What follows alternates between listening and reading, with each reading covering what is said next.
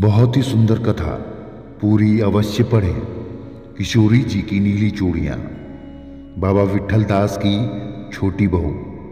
तो चलिए शुरू करते हैं। दोस्तों, वीडियो अगर पसंद आए सब्सक्राइब करिए न करिए, लाइक करिए न करिए, मगर कमेंट में जय श्री ठाकुर जी महाराज जरूर लिखिएगा।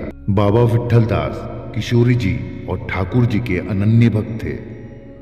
बाबा हर वक्त उनकी निकुंज लीलाओं का स्मरण किया करते थे। किसी भी सांसारिक व्यक्ति से ज्यादा देर बात नहीं करते थे वे, क्योंकि उन्हें लगता था कि किसी भी सांसारिक व्यक्ति से ज्यादा देर तक बोलना ठाकुर जी से ध्यान हटाने के बराबर है। इसीलिए हमेशा आंखें मूंद श्री राधा कृष्ण की युगल छवि का ध्यान करते थे। बाबा श्री कृष्ण भगवान को पुत्र भाव से मानते थे और हमेशा उन्हें मेरा लाला और किशोरी जी को मेरी लाली कहकर पुकारते थे। एक दिन बाबा विट्ठल दास जी अपने घर के बाहर बैठे किशोरी जी का ध्यान कर रहे थे। तभी एक चूड़ी बेचने वाली आती है। अब बाबा उसे बुलाते हैं और कहते हैं कि जा अंदर जाकर मेरी बहुओं को चूड़ी पहना करा और जो पैसे हो वो मुझसे आकर ले लेना। तब चूड़ी बेचने वाली अंदर चली गई और थोड़ी देर बाद बाहर आई और बोली, बाबा 8 रुपए हुए। बाबा ने पूछा, 8 रुपए कैसे हुए? चूड़ी बेचने वाली ने कहा, बाबा तुम्हारी 8 बहुएं थी और हर एक को मैंने 1 रुपए की चूड़ी पहनाई। लेकिन बाबा बोले, मेरे तो 7 बेटे हैं और उनकी 7 बहुएं हैं, फिर ये 8 बहू कैसे?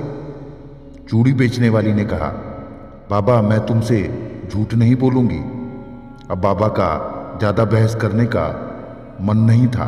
उन्हें लगा कि अब इससे ज्यादा बहस करूंगा तो ठाकुर जी के ध्यान में विघ्न पड़ेगा। इसीलिए उन्होंने उस मनीहारिन को 8 रुपए देकर विदा कर दिया और अपने युगल सरकार का ध्यान करने लगे। लेकिन उन्हें मन ही मन इस बात का दुख था कि चूड़ी बेचने वाली ने झूठ बोलकर उससे ज्यादा पैसे ले लिए थे, क्योंकि पूरे गांव में बाबा जी से कोई भी झूठ नहीं बोलता था। वह इसी बात की चिंता में थे कि मुझसे उस चूड़ी बेचने वाली ने झूठ क्यों कहा। रात्रि में बाबा को सोते हुए स्वप्न में किशोरी जी आती हैं और कहती हैं, बाबा ओ बाबा। बाबा मंत्रमुग्ध होकर किशोरी जी को प्रणाम करते हैं। तब किशोरी जी कहती है कि बाबा तुम ठाकुर जी को अपना पुत्र मानते हो?